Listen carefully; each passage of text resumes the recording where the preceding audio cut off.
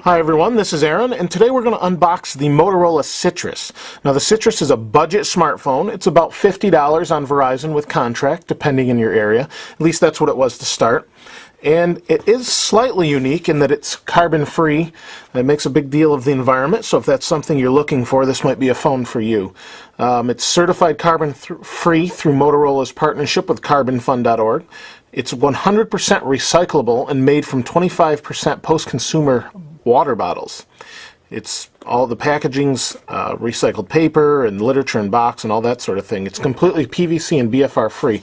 So that may be a consideration for you if you're looking for something environmentally friendly. So let's go ahead and open the box. Now this runs Android 2.1 and it looks like it runs Motorola's Blur interface. The phone is fairly small. It's a 528 megahertz processor, a 3-inch capacitive touchscreen. It has a 3 megapixel camera, Wi-Fi, GPS, and the screen is actually only 240 by 320 pixels. So that's kind of low res, but it is a budget screen, or budget smartphone rather. It's got 1150 milliamp hour battery. So let's go ahead and see what's in here. We have our plug. USB, so USB on the bottom there. We have our USB to micro USB adapter. See in there. I don't need to open it all right now. Here's the back. Set that aside. Here's the battery, and we'll open that up. Okay. Oh, okay. So there's the battery. We'll put that here for now. And important consumer information. More information, tips, hints, and shortcuts, safety and warranty info. Let's see what this is. This is a bag to recycle your old phone, I think. Okay.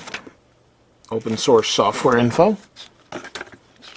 And that's exactly what this is. So if you have your old phone, you got a bunch you want to get rid of, raise money for schools, they include that, so that's pretty nice. Let's move this aside, put this back in here for now, and let's open the back. Go like this.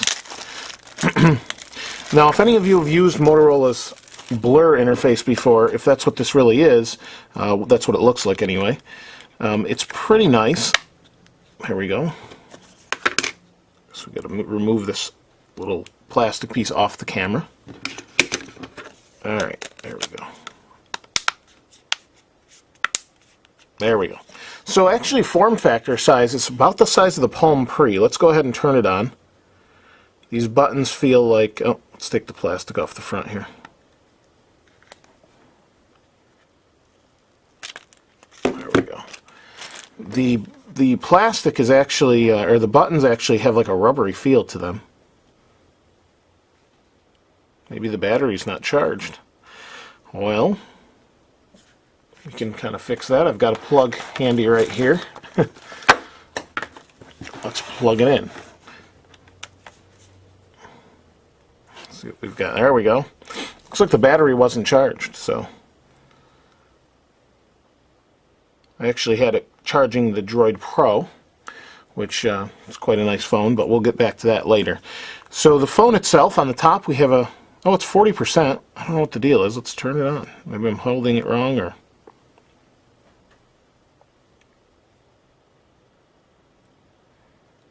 well, let's try this one. I don't know. It's a camera button.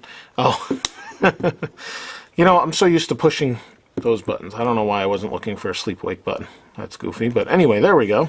Let's unplug that. I thought maybe it was a low battery. Well, that's embarrassing. Anyway, we have a rocker switch up and down for your volume. We have a camera button, which I always like to see included. I must admit, I'm not really sure what that's all about. So we'll check that out later, I guess. Again, 3.5 millimeter headphone jack, sleep, wake, and lock button.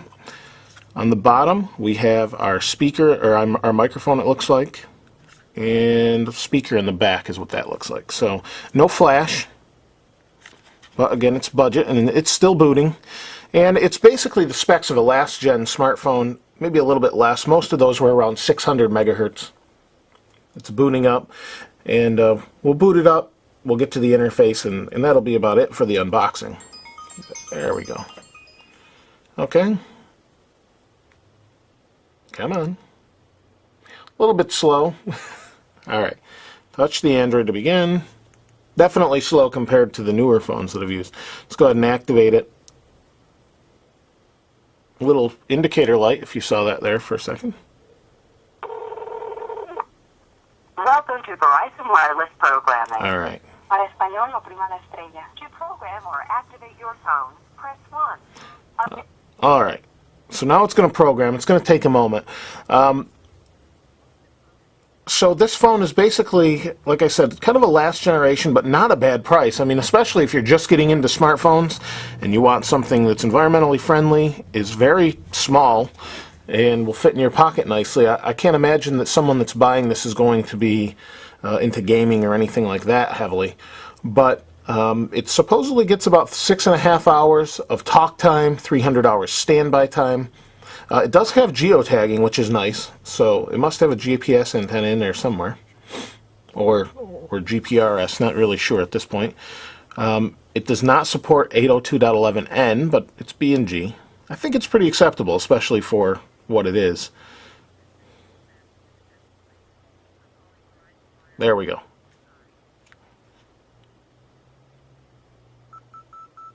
Phone is activated. There we go. So, oh, I didn't want to do that. Shoot. Let's see if we can go back. There we go. Okay, I'm going to sign in with my account, and I'll be right back. Okay, so I have everything set up, or at least Google anyway. Now, I have to say, initial impression, that keyboard is way too tiny for me, but might be fine for you. So let's go ahead and hit the app screen. So you can see there's a little bit of chop there. You know, I haven't loaded anything that wasn't on here. It's just the initial setup. We'll go back. Let's see what we've got here. Facebook, playlist. It responds okay on the home screen, and then we have our quick on-offs for things like airport mode and GPS, that sort of thing. We have, it kind of looks like Moto Blur. It pretty much is, but I don't know, the screen is so tiny. It's not bad though, definitely is nice and portable. Let's see what these buttons are. There we go. So quick button into your dialer. And that's pretty much it, camera button. So I'll be using this for a few more days, and definitely get back and give you my feedback on it. Like I said, the buttons are really small. Let me see if I can show you real quick. If there's like a notepad app.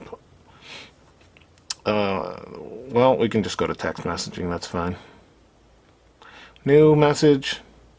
And see how small the keyboard is. Let's see if I can bring that up. There it is. There's the keyboard. It's pretty small. I mean, unless, obviously I have pretty large hands, but if you have large hands like me, you may want to look at something else. Just saying, I made lots of mistakes just putting my Gmail information in, so you may want to check it. Check elsewhere, but check it out. Whoops, check it out in the store, and like I said, I'll be doing a follow-up. So this is Aaron. Please comment and continue to subscribe. I really appreciate it. I'll see you next time.